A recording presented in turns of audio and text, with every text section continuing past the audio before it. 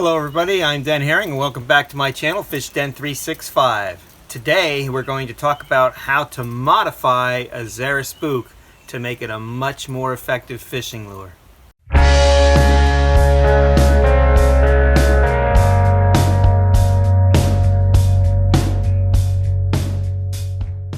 So the Zara Spook has been around for many years. It's tried and true. It's stood the test of time over years. It's a good lure for largemouth bass, smallmouth bass, for stripers, great topwater lure. It's a lure that you have to impart the action on by walking the dog. And what we mean by that is that you're using the rod tip and actually snapping that rod downward with slack in the line so that the lure goes back and forth, this way, this way, this way, and then back. It's called walking the dog. And it's a very effective method, topwater method, especially for smallmouth bass. They tend to really like that type of retrieve, and there's certain days where they just get very excited about it and they blow up on it.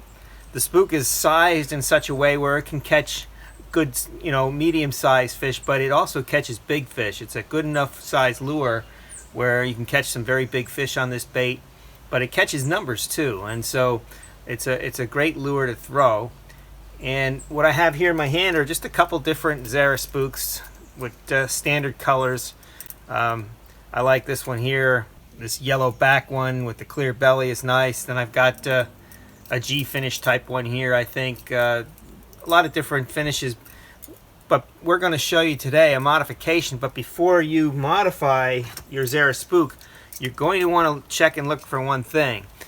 You're going to want to look at your Zara Spook and see if it has anybody's name written on it. This one says Charley Campbell on it. It's a Charley Campbell signature series, and you probably don't want to modify this because it's a collector item and it's worth probably 40 or 50 bucks, maybe even more by now. I'm not sure. I haven't checked in a number of years, but it's definitely a collector's item.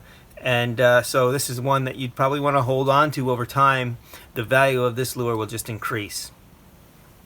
So we won't modify this today. So what are we talking about and why do we want to do it? So the way the Zara Spook comes, it comes with hardware on the hooks that is different, and it doesn't come with split rings like you might see on a lot of other standard lures.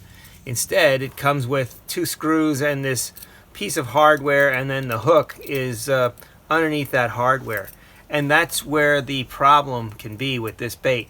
It catches fish just fine, it hooks fish just fine, but oftentimes the fish can get off, and the reason why is these hooks are not free swinging. They can't swing freely. See how that's locked there?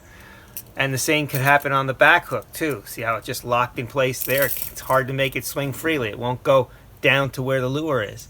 That's a problem because if a fish gets on here and it gets in this position, it could actually wedge itself right off the hook because the hook does not free float around the entire bait. Both front and back are this way. See how that goes? So that's a problem because a fish could wedge right off the hooks, especially a big fish. So you can lose big fish on a Zara Spook, and there's a simple modification that will not change the action of the bait, but it will resolve that issue, and you'll catch more fish. Your hookup to catch ratio will be much higher percentage than if you don't do the mod. So there's two mods that you can do. One is very simple, and the one involves a little bit more work. So the simple mod I'll show you first. It's a very simple thing to do. You want to get yourself two good-sized split rings. Actually, you need 4 of them all together. So here's my split rings, and you can see they're decent size. They could even be bigger than this. And what you'll do is you'll just take off the screw, these 2 screws. You might even be able to get away with just taking one off, but if you take both off, the hardware will come right off. And then what you do is you put one split ring on the other so that they're connected like this.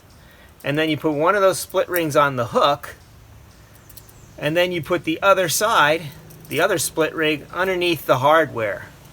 And then you put the screws back on. So now you have 2 split rings. The hook's going to hang down further, but those 2 split rings will give you a lot more play with the hook. It'll free float much more, and you want to do the same front and back. Now if you don't like having 2 split rings, you can do something that's even a better mod. Here's one that I finished. You can see it has split rings on it, but it no longer has that hardware on it. So what I do is very simple.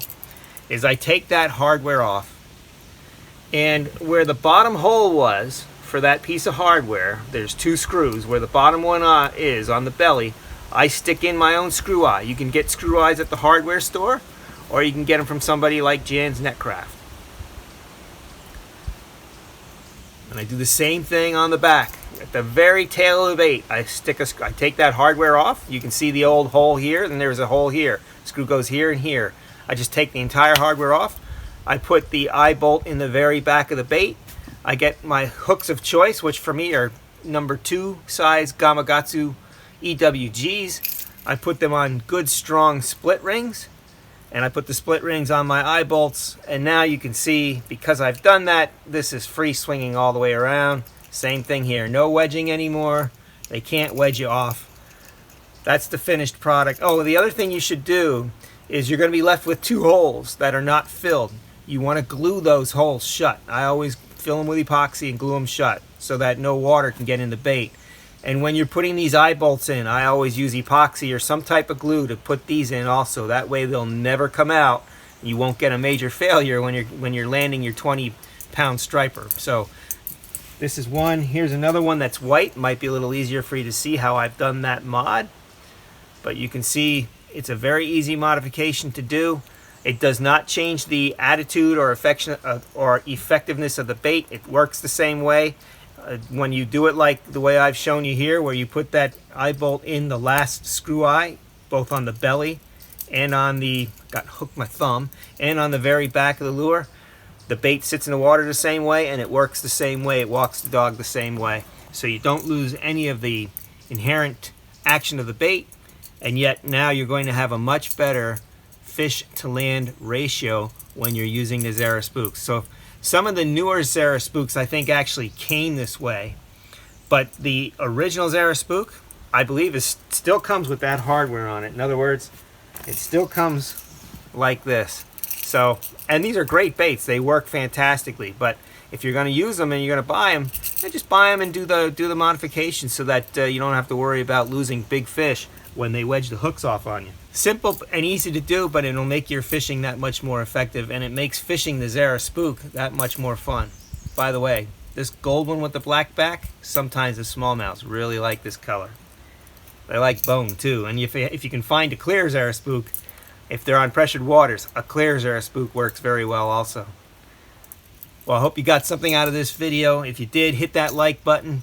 Remember, if you're new to the channel, subscribe. We got a lot of videos with a lot of information. We're all about the art and science of fishing, especially bass fishing.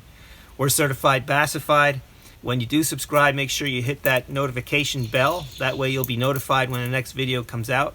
Hope to see you on the water, and may God bless your fishing endeavors.